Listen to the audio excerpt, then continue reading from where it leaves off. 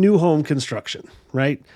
Give me your 2 cents on having an inspection done because, and this is why I asked this in particular, because I have a client right now who is debating between buying an older house, that's fully fixed up versus a new build.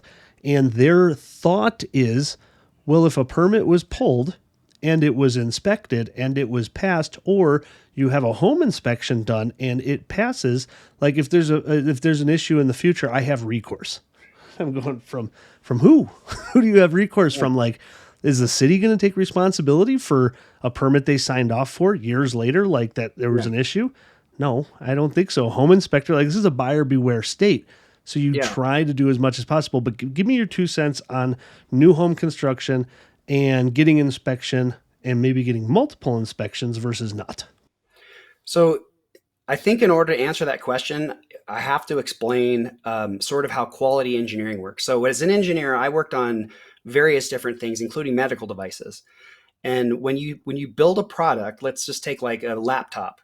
When you're building that product, there's quality checks along the way. So a circuit board gets built and they hook that circuit board up and make sure that it works. That would almost be like having your framing done and having a framing inspection.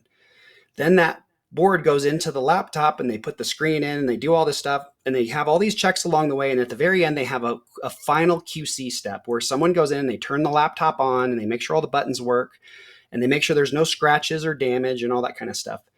The problem is in the housing industry, there's nothing like that.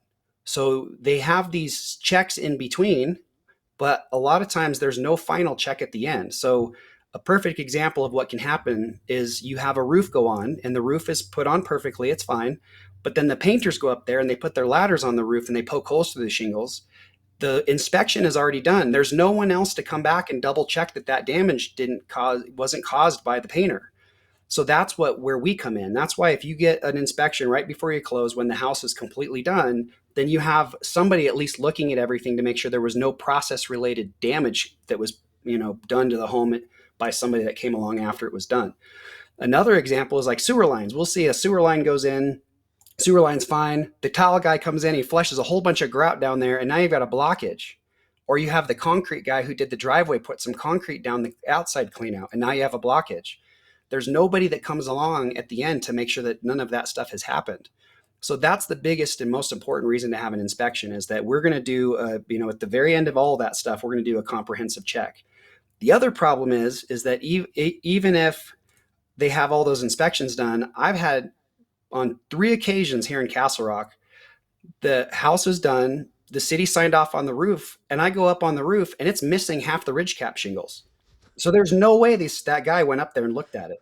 So they look at it from the street and say, yep, there's some shingles. They sign off on it. So there's no proof that the city even really looked at it. They just signed the form. So their signature doesn't prove that anything. It just proves they signed it. That's it. Yeah. And I think there's that misconception that like, hey, that city inspector is now responsible for my roof. Yeah, they have no responsibility to that. Do you remember, total side note story, do you remember, I think it was in Longmont, about 10, 12 years ago, maybe a little bit more. God, as I get older, everything turned into like 20 years ago, where an entire community was built. And they were like on phase 3. So they were like 75% of the way done with this project. And someone noticed that the houses were built too close together and they didn't pass fire code. Oh, and so you're talking like this is like 1,000 homes or something. And you're going, this has been going on for 4 or 5 years now as a development. And now there's 600 homes that are built too close together. It was a big to do. It turns out to be the builder's responsibility, even though they had how many community meetings and all these checks and balances, engineers, city planners, developers. Responsibility. No one takes responsibility for it. Like they tried to get the city to, but the city's like, no, we didn't build it. So we're not responsible for it. Yeah. Like, so if something that big can pass through that many eyeballs, like the small stuff is just so easy to get through the system and no one's going to you're going to have a hard time proving it was anybody's fault ever. So as a buyer beware, get the dang home inspections. That's the moral we may not catch a setback issue like that because we're not there with, checking property lines and stuff.